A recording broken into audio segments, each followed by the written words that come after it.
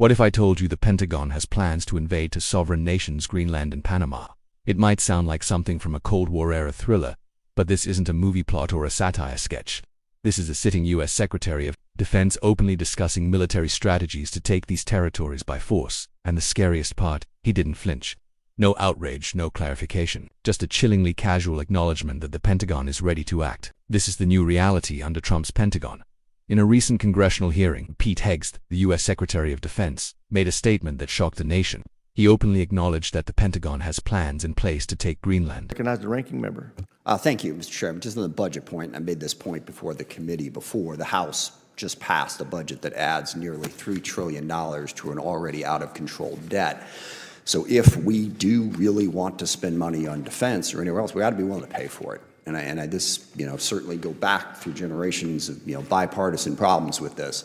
You can't have a debt that size and keep coming back talking about how much money you're going to spend, whether it's defense or whatever your priorities are. And Mr. Secretary, you said the 99% down on border crossings and the border is secure. At the same time, we're going to take $1 billion out of the MILCON budget, out of building barracks, to send it for the border, and there's another 4,000 troops that we're planning on sending down to the border. Given that the border is secure, might you rethink that spending? Well, sir, we are securing it. It is secure, but it's a manpower-intensive effort at the beginning. Two different words there. It's either secure or secure, and it sounded to me like you said it was secure. It is secure. Okay. What we're continuing to do is expand that and fortify it through infrastructure, which is a big part of the budget on the Department of Homeland Security side as well. So it's that $1 billion you're talking about was from the CR in FY25. We fully fund that back and more in FY26 with a recognition that we were dealing with the world as it existed when we came in. And the previous administration said they needed new legislation to secure the border. It turns out you just needed a new president. I would point out president that with you the have not Defense Department and submitted, DHS that was willing to go to the border and have actually secure it, which is what we not submitted a budget yet. So whether or not you're putting that money back in remains to be seen. You have definitely taken it out. And I think the obsession there, and I don't disagree, the border needed to be secure. But from a pure budget standpoint, let's just not keep the political focus on that. Let's make sure that we're funding some of the other priorities that we have. So when it comes back to acquisition reform and the chairman's point, it's our committee, certainly Congress is part of the problem. We set up a lot of requirements. Defense contractors are part of the problem. I'm curious, how would you get after reforming the culture at the Pentagon so that you can move faster, number one, and number two, how would you get after the defense contractors that push the requirements process? And specifically, what would you do about the requirements process to try to speed things up? Well, first of all, I think gold plating is a real problem. Sir, I mean, across the department. Interesting to use the word gold in this particular context, but yes, I agree with you, actually. We maybe could use a little bit more silver plating on occasion. A recognition that the 99% solution is oftentimes the enemy of the 85% solution that delivers 2 years sooner. And that's contractors and other companies wanting to do right, but trying to do too much and overpromise, and then they're under-delivering, and the warfighter not always wanting to do right. In some cases, just wanting to make money, but yes. The change is also in acquisitions about people. You need reformers in these positions.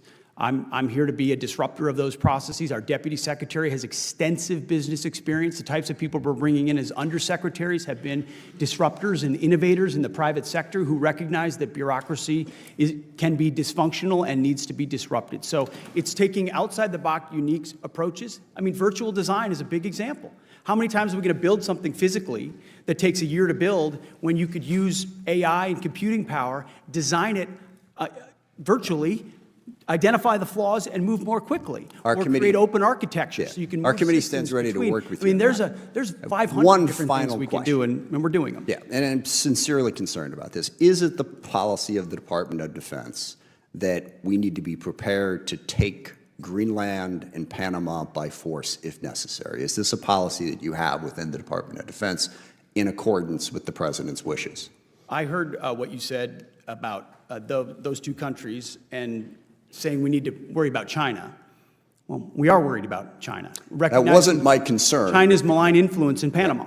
I was the recognition concerned with that us if China has saying control of that the using ports military or force malign to take influence another over the sovereign Panama, country's we should territory. pay attention to that. Right. So Panama is very key terrain that we've focused on, and we've been willing to focus So we on, should as take it. is Greenland We should key take terrain. it by military force. They're important. I'm not going to Arctic- argue with the that. Arctic is I'm incredibly arguing with important, the and using adversaries are our trying to military gain- to take it by force. Our job at the DOD is to have plans. And Do you have a lot plan of for that?